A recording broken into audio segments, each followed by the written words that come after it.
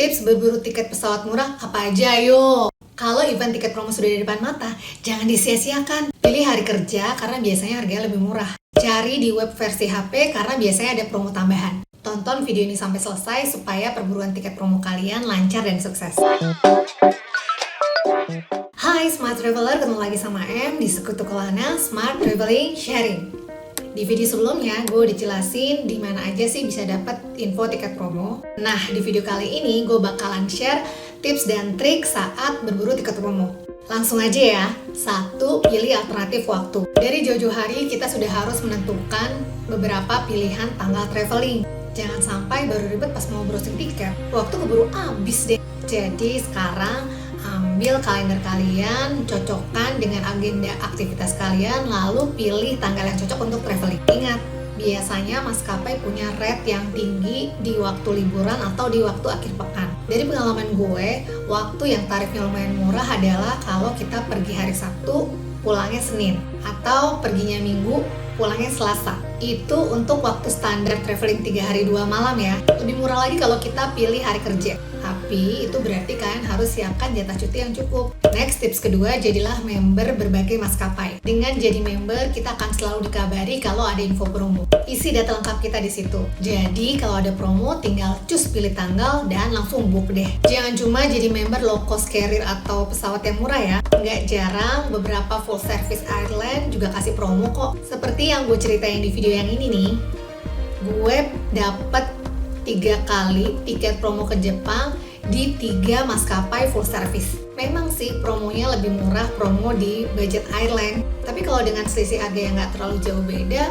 terus kita dapet service yang lebih baik, kenapa enggak? Selain jadi member, follow juga media sosial mereka ya. Ada beberapa promosi yang cuma muncul di media sosial. Kalau sudah jadi member dan follow medsos mereka, kita harus rajin-rajin cek email dan cek timeline medsos mereka. Jangan sampai ada promo yang terlewat. Nyesek banget. Kuy, mulai sekarang daftar jadi member semua maskapai. Tips ketiga, siapkan jaringan internet bebas hambatan. Rata-rata promo diadakan online. Siapkan jaringan internet yang prima. Internet lemot bakal bikin kacau proses booking. Link down. Harus refresh page. Harga pasti berubah. Yang paling mengerikan kalau link down pas proses transaksi kartu kredit. Kemungkinan buruknya ada 2. Gagal dan ulang dari awal dan biasanya rate udah naik, atau transaksi error, kartu sudah terdebet tapi status booking masih pending.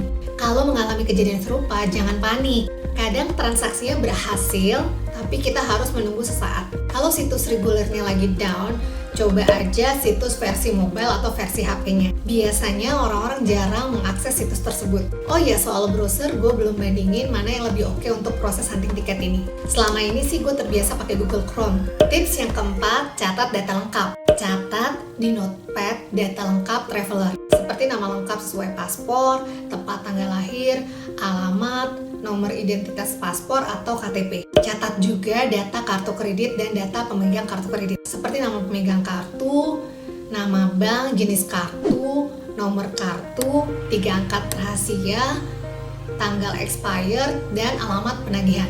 Karena waktu promosi yang singkat, pencatatan di notepad udah pasti mempermudah dan mempercepat proses hunting tiket. Kita tinggal copy paste aja dan kemungkinan kesalahan pun sangat kecil. Asalkan nyatetin notepad yang bener ya. Kalau sudah jadi member maskapai, kita bisa menyimpan data tersebut di web resmi mereka. Jadi saat booking nanti, kita tinggal input data yang sudah tersimpan. Lebih mudah dan cepat kan? Tapi gue nggak menyarankan kalian simpan data kartu kredit kalian di web mereka ya. Karena belakangan ini sering ada kasus pembobolan kartu kredit. Ngeri. Oke, tips yang kelima, lebih cepat, lebih baik. Bener deh. Mendingan secepatnya browsing dan booking tiket kalau kalian udah tahu info promo. Kalau nanti waktu promonya bakalan habis. Kalaupun masih ada, waktu dan destinasi yang kita mau udah habis dibeli orang. Atau harganya udah naik. Promo AirAsia biasanya mulai jam 12 malam waktu Malaysia atau jam 11 malam waktu Indonesia Barat. Gue sih biasanya udah standby 30 menit sebelumnya.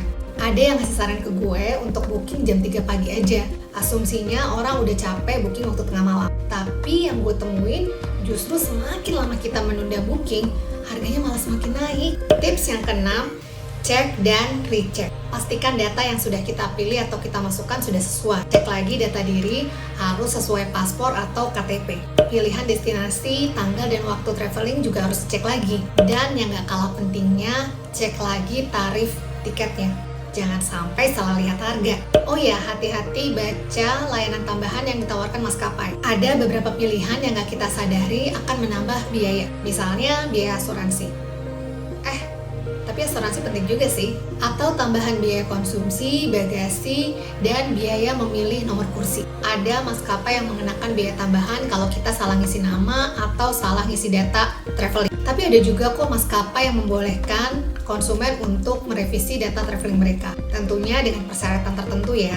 Kenapa sih kita nggak boleh salah tulis nama? Untuk perjalanan di luar negeri, perbedaan nama di tiket dan di paspor itu akan jadi masalah banget di imigrasi nanti. Jadi, sebelum melakukan langkah selanjutnya, periksa lagi data yang kita input. Tips ketujuh, keamanan transaksi online. Waktu menggesek kartu kredit, pastikan apakah nominal yang harus kita bayar sudah sesuai. Cek juga jenis mata uang dan biaya administrasinya. Seperti yang udah gue bilang di poin sebelumnya, cek juga data lengkap kartu kredit. Kesalahan sedikit bisa menyebabkan transaksi gagal. Saat menggesek, cukup tekan oke sekali aja dan tunggu transaksinya selesai. Jangan sampai menekan 2 kali, karena bisa jadi kartu kita tergesek 2 kali alias transaksi ganda. Tunggu sampai ada keterangan status transaksi.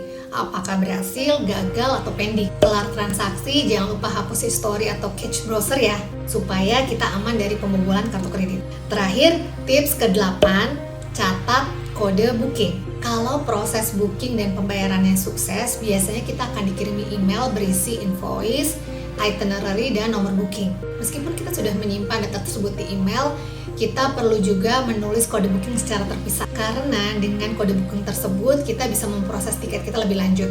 Sip, segini dulu tips berburu tiket promonya. Gue doain kalian sukses dapat tiket murah. Kalau ada yang punya tips lain, silahkan share di kolom komentar ya. Atau share ke Instagram dan Twitter @sekutukelana. Oh iya, jangan lupa subscribe Sekutu Kelana supaya kalian gak ketinggalan video yang lainnya. Oke deh Smart Traveler, segini dulu videonya. Sampai ketemu di Sekutu Kelana, Smart Traveling Sharing.